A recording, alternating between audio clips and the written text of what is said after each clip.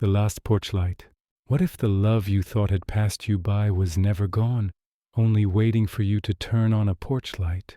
Tonight's story is a quiet American tale about second chances, regret, and a small town's stubborn hope. Settle in, keep the kettle close. This is The Last Porch Light, Part 1, Harbor Road at dusk. By the time afternoon thins into a pale amber dusk along Harbor Road, the town begins to sound like a memory. A screen door claps, a dog barks twice and changes its mind. A teenager practices the same guitar riff in a garage until even the mailbox nods along. The ocean lies 2 miles away, but salt finds its way to the porches, leaving a thin taste on the rails and the tongue. A retired sign painter, Mr. Halpern, props his broom against his thigh and measures the sky as if it were a board he might cut true. Across from his bungalow stands the old Foster house. Reasonably kept, as folks say when they mean a home has outlived its ambition, but not its pride. The yard is modest. Lilacs, 2 boxwoods, a pair of metal chairs that never quite match the season. The porch light, frosted, scalloped like a wedding cake detail, waits for evening. At the kitchen window, Lydia Foster presses a dish towel to her wrists and waits for the kettle to trouble itself. She has the steady hands of a former nurse, hands that cleaned rooms after the worst had happened and folded sheets as though doing so could return a crease to time. She is 53, twice married, once divorced and once widowed, which feels like a belt with holes punched too close together. Lydia dresses plain, but her collarbones are unintimidated by the years and still make their small, truthful shadows. She drinks tea at the table where a note, grocery-lined and practical, lists everything she has promised: dish soap, eggs, oat milk for her daughter when the girl visits next, though the daughter hasn't visited since spring. The daughter works in Phoenix and speaks in the voice of someone crossing a wide street. She says she is proud of her mother, and Lydia believes her. Pride is sometimes easier at a distance. At 6, the bell over the door of Carter's diner rings and Ethan Bell slides onto his usual stool. He is 57, a high school English teacher of the kind students forgive only years later, when life confirms he was right about commas and Shakespeare, and the way a person stumbles toward themselves. His wife, Monique, died at 49, and ever since, Ethan has been a man who keeps company with order. He folds his laundry warm, keeps a note under the salt shaker that says "buy bulbs," and takes a long walk most evenings that deposits him without thinking on Harbor Road. He watches Lydia's porch as if a play might begin there.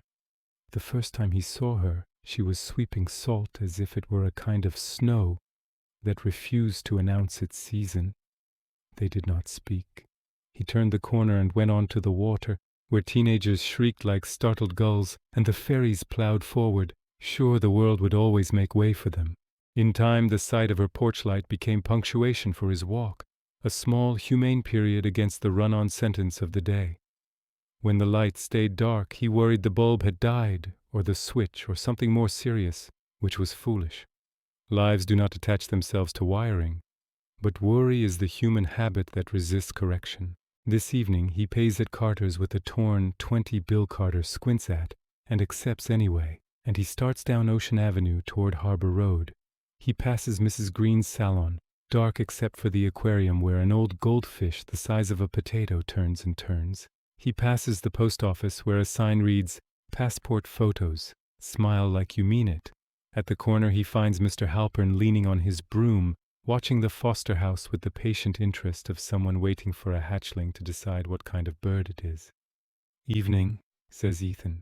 "Evening," says Halpern, and then, as if confessing a minor crime, "That porch light of hers. Sometimes she forgets. You get to our age, it's forgiving to be illuminated." Ethan nods and wishes the sentence belonged to him, a line from a book no student has ever tried to annotate.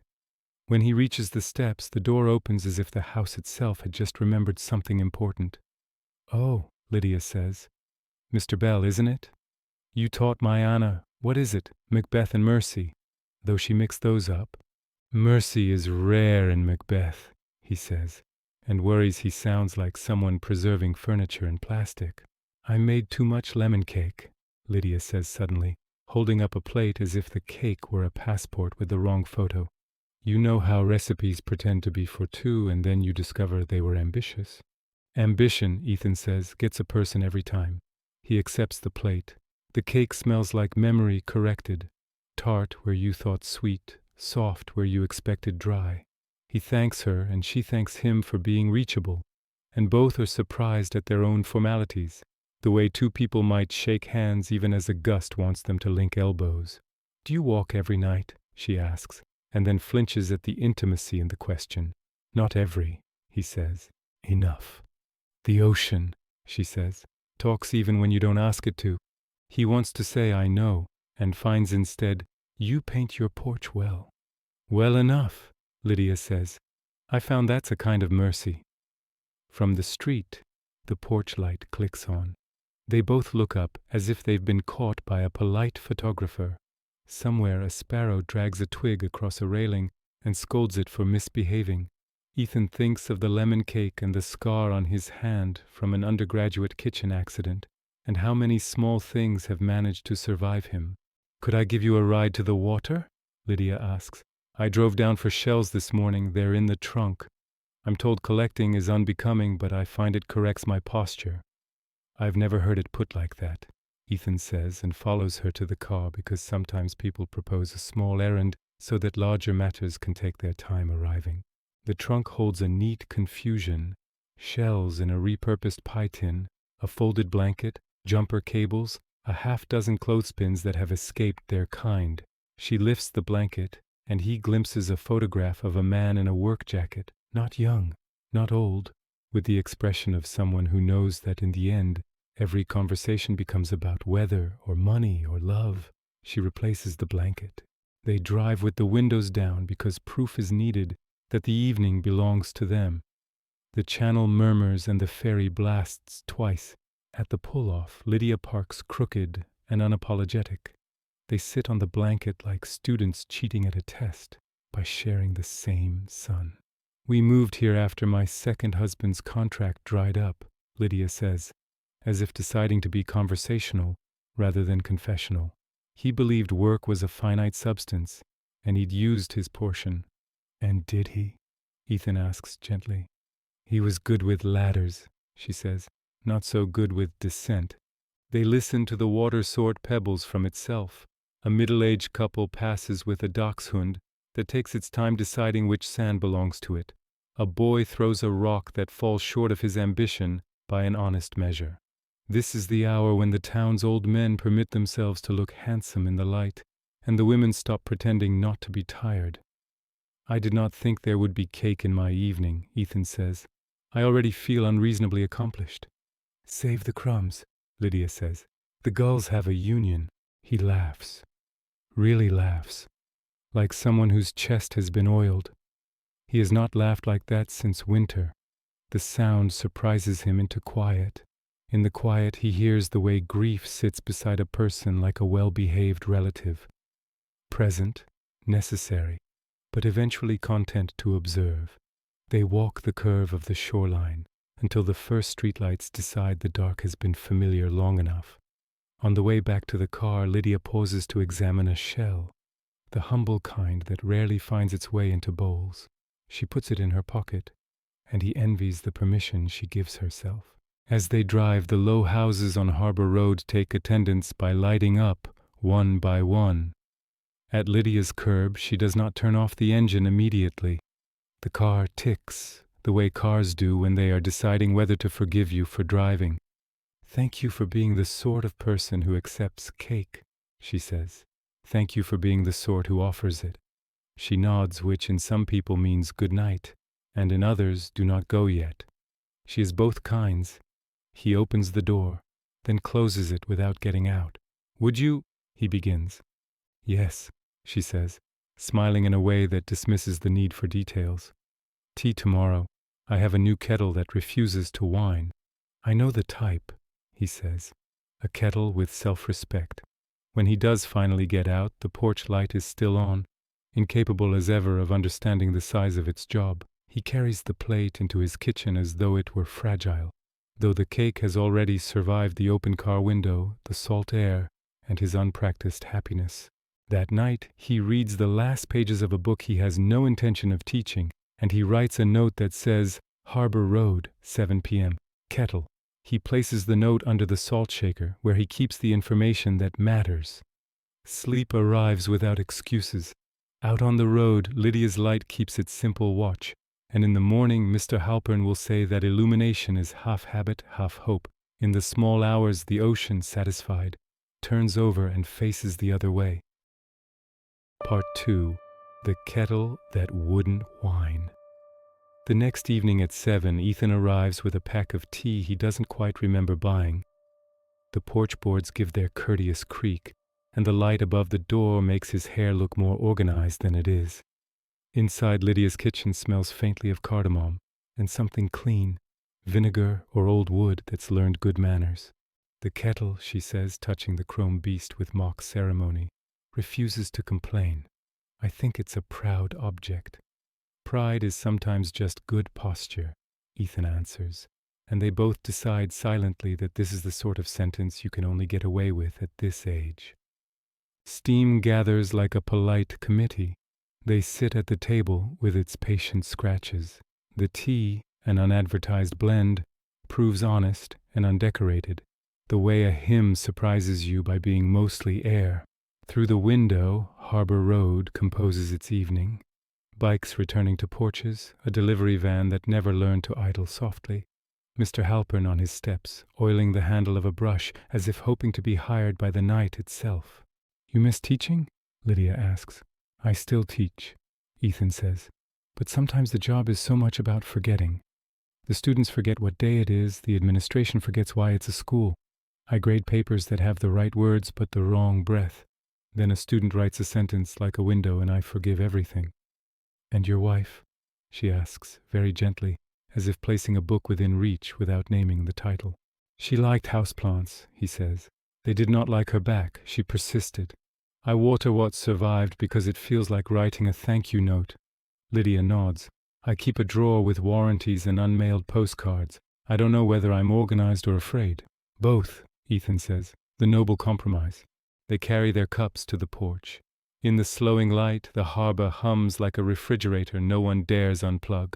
A boy rides past on a bike too small, legs splayed the way legs are in photographs of childhood. Somewhere a radio insists that love is a fist in the air. Somewhere else, supper is the reason two people will go on speaking.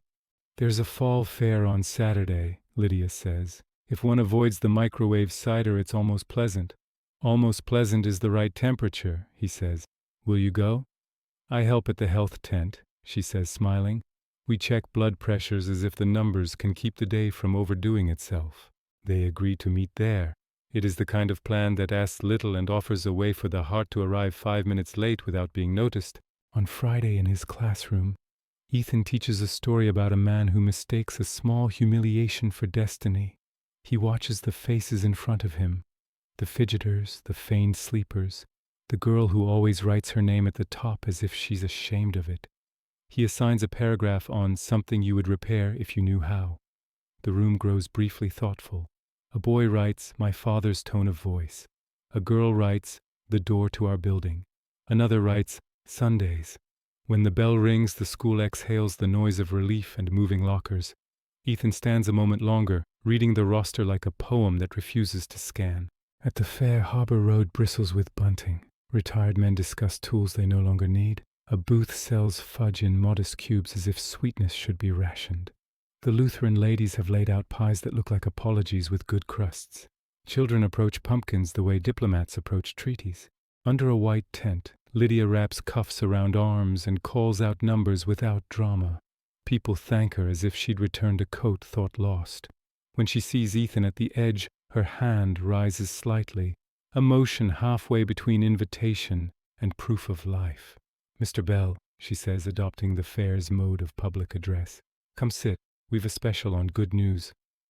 He submits his arm. The cuff tenses, thinks, sighs. 128/76, she says. You're entitled to arrogance for 15 minutes. He wants to say, then I'll use it wisely, but his mouth chooses, the fudge is making eye contact. They walk the aisle where grandchildren drag their elders toward a booth advertising vintage toys. that are younger than the people leading the way.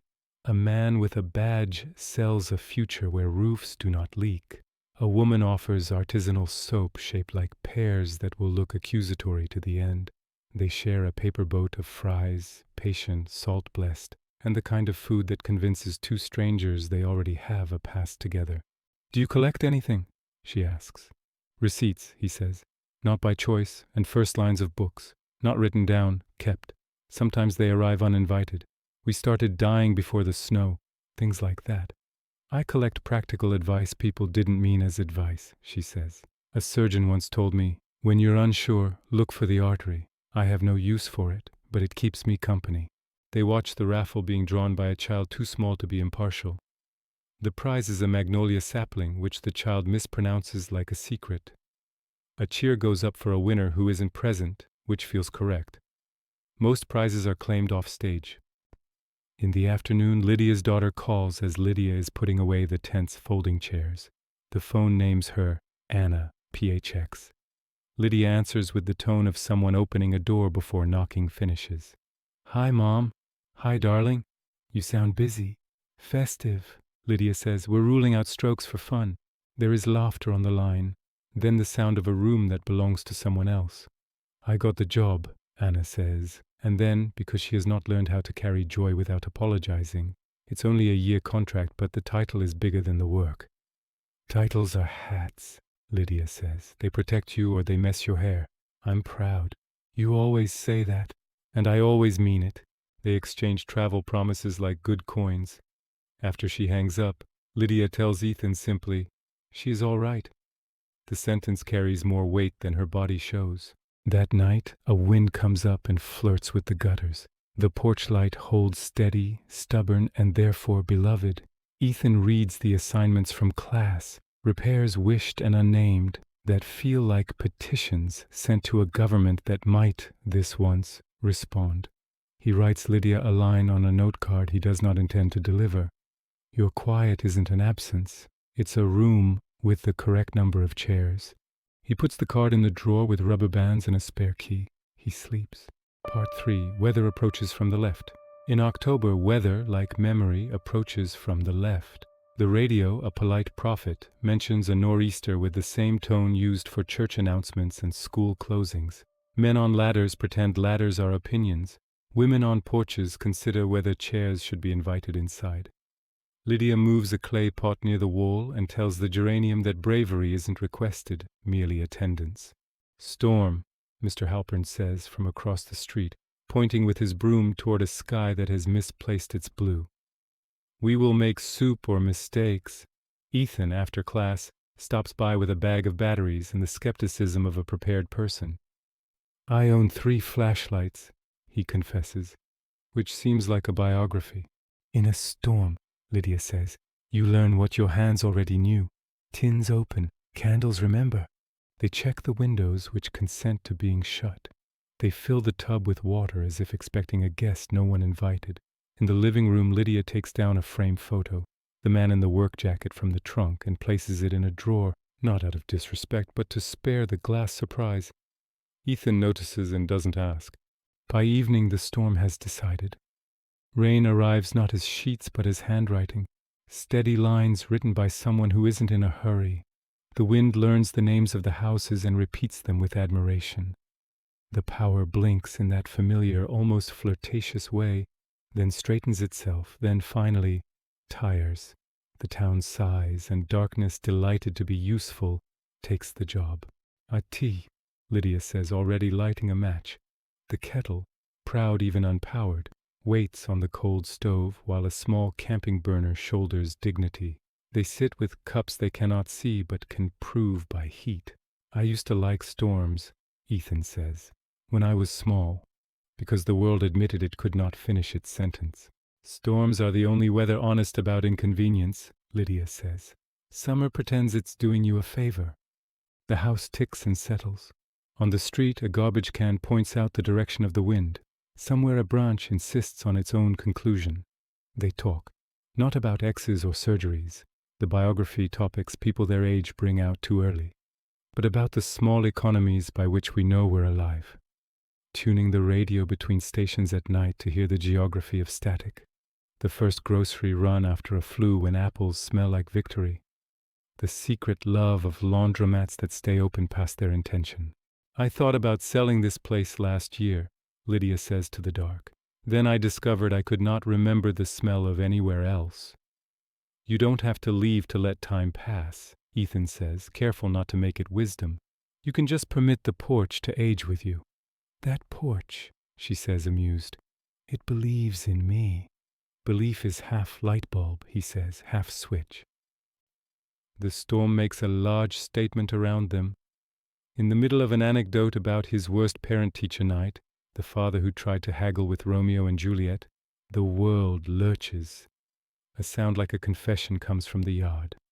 They open the door to a rain that is surprised to see them. The ancient maple 2 houses down has elected to step aside. Its upper limbs now point the opposite direction. A neighbor calls out, "All right?"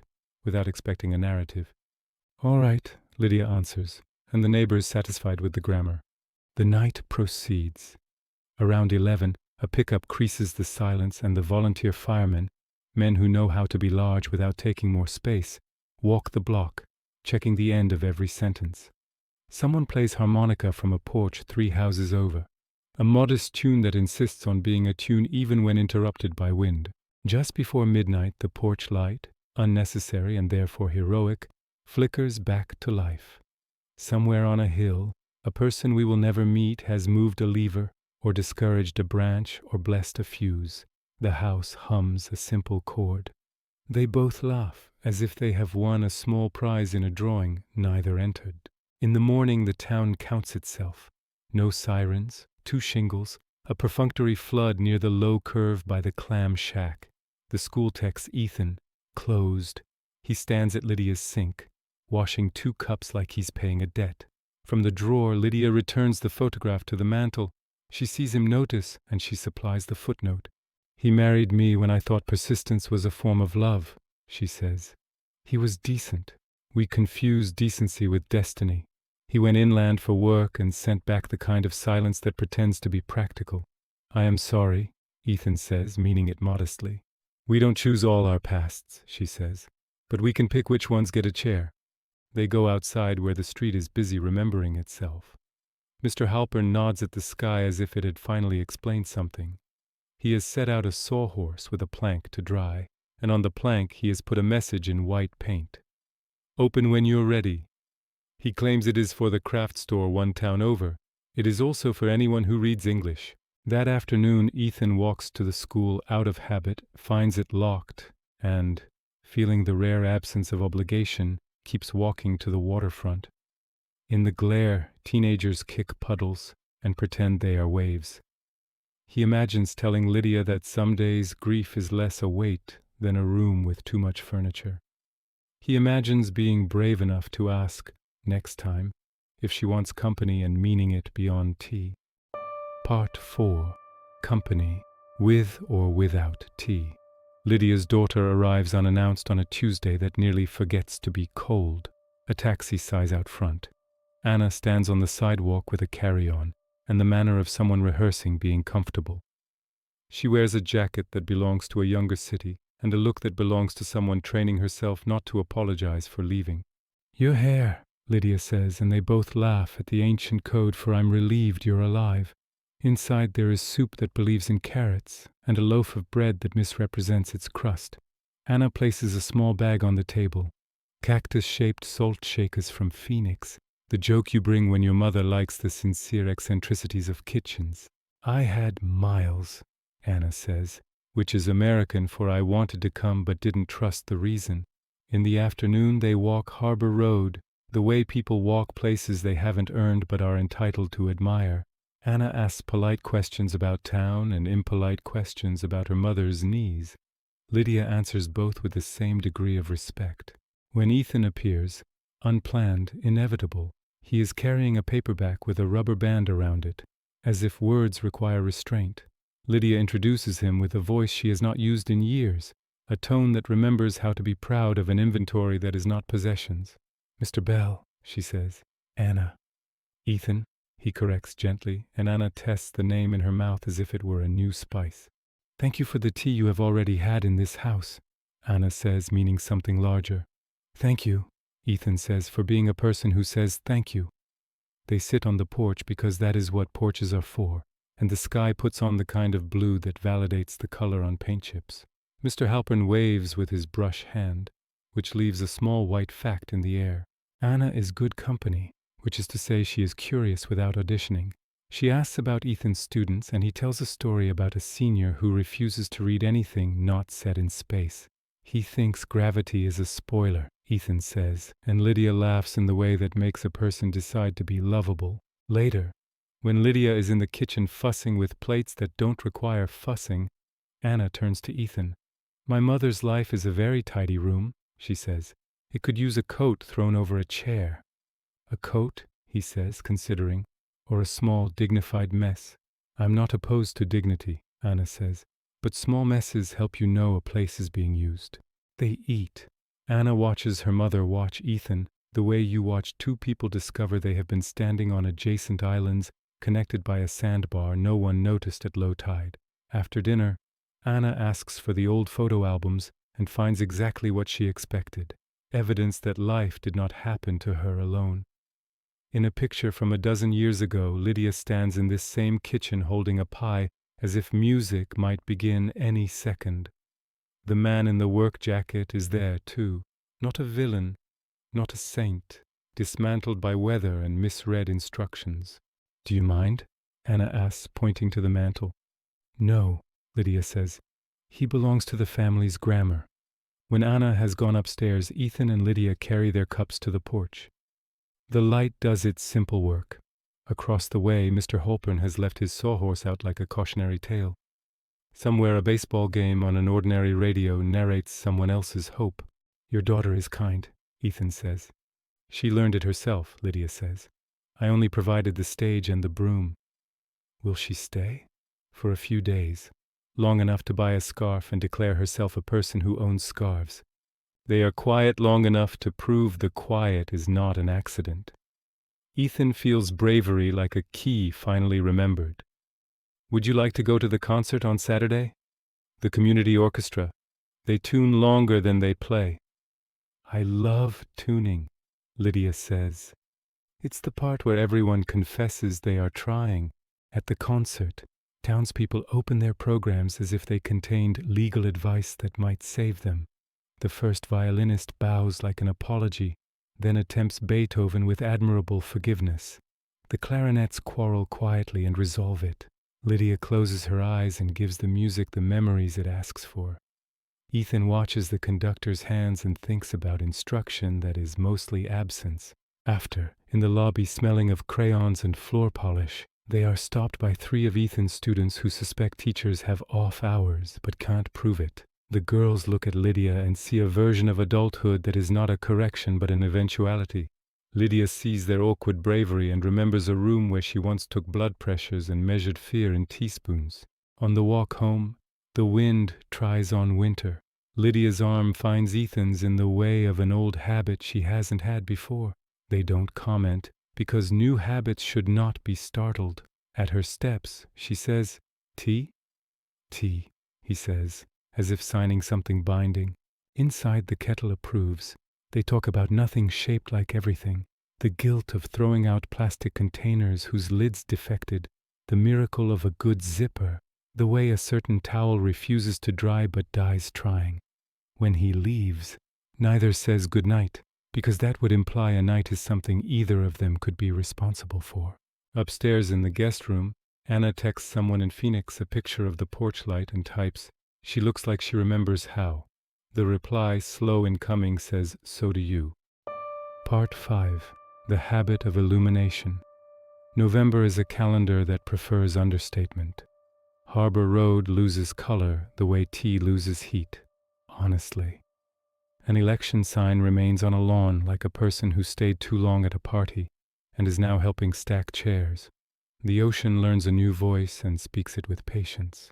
In town, the hardware store places snow shovels near the door like suggestions. Ethan receives an offer, early retirement packaged as generosity.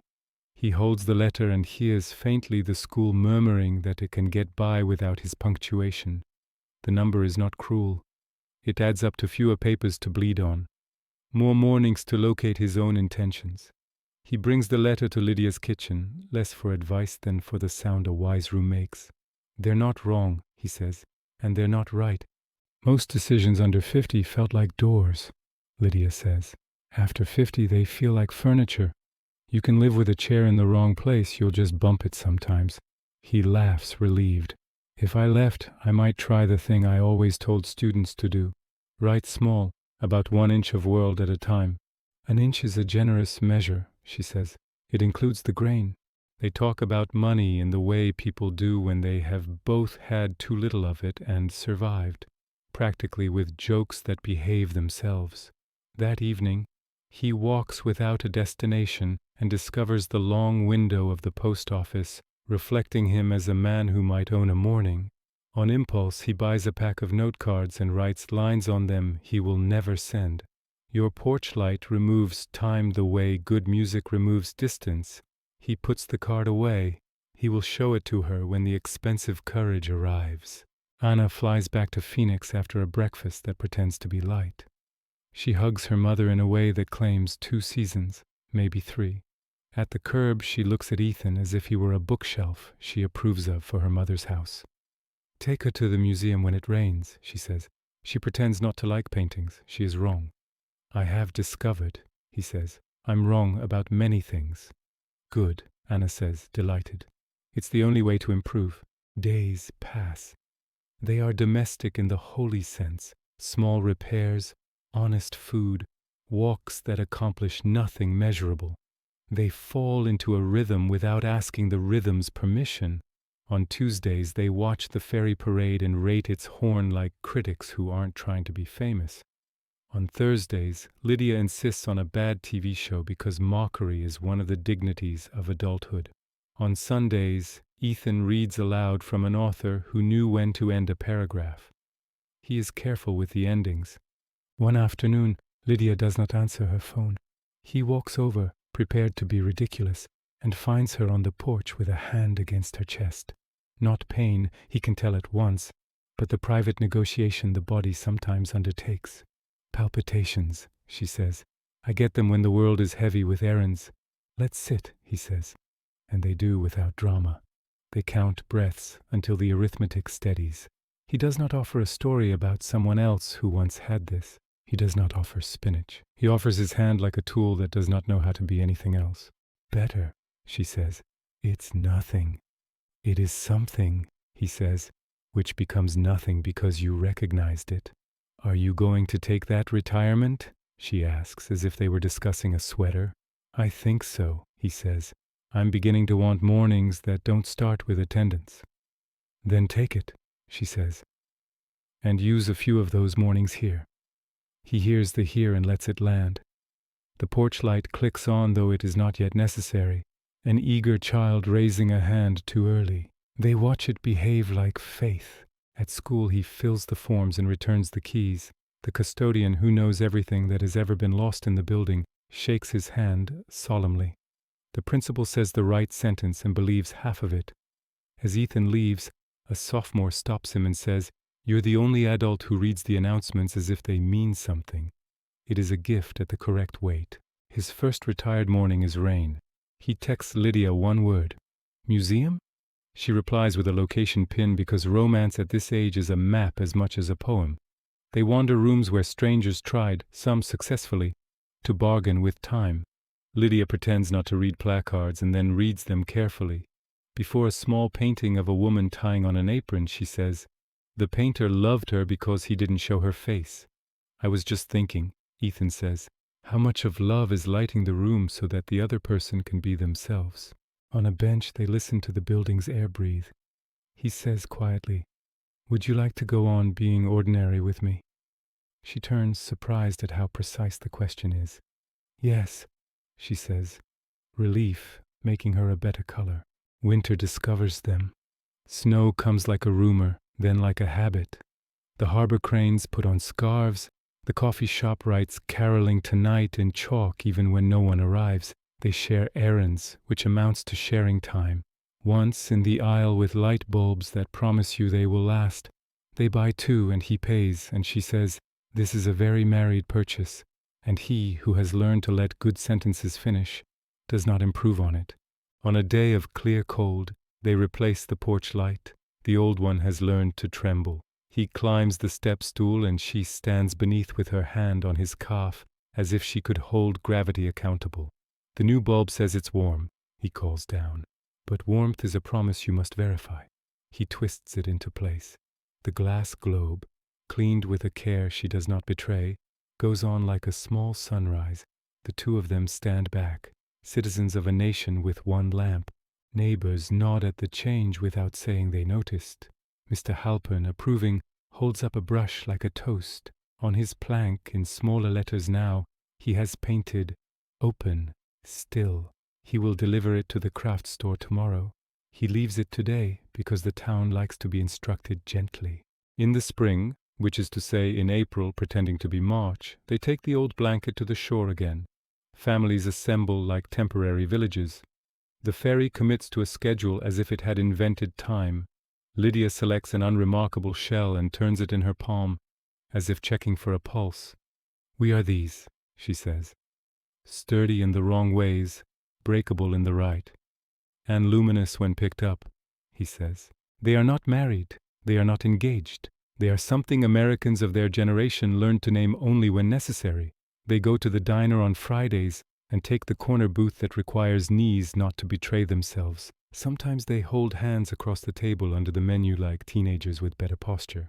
One evening in June after a school year he did not have, they host a small supper for 3 neighbors, including Mr. Halpern, who brings a sign-shaped cake and says, "I didn't know how to make one that said what I mean." They eat and talk turns to roofs and books and the weather's plan for the weekend.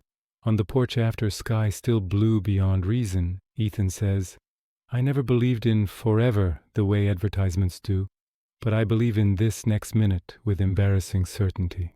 Lydia nods, and the porch light makes a small circle around them, adequate for the work. They do not move in. They move closer. He keeps his house, its plants, his drawer of unmailed note cards. She keeps her mantle, where the man in the work jacket remains a paragraph in a chapter that was already good. The town continues as towns do, with arguments about stop signs and rumors about the bakery expanding. They go on, which is the bravest conjugation. On the night before her daughter visits again, Lydia finds Ethan has taped a small paper to the inside of the porch globe. "You can't leave that," she says, amused. "It's against some code." He grins and removes it, but not before she reads it aloud. "You are the last porch light I will need." She folds the paper and puts it in the drawer with warranties and unmailed postcards, where love, like a spare part, waits ready. The ocean, that old practical thing, rolls over, faces the other way, and keeps talking whether asked or not. Harbor Road listens, illuminated by choices no longer urgent, and the habit of illumination becomes, in time, indistinguishable from love. If this story kept you company tonight, give the porch light a little work. Tap that like button. Tell me in the comments about the street, road, or porch that still knows your name. And if you'd like more quiet, human stories like this every week, hit subscribe and ring the bell so you don't miss the next one. Thanks for listening, and may your evening find its own small circle of light.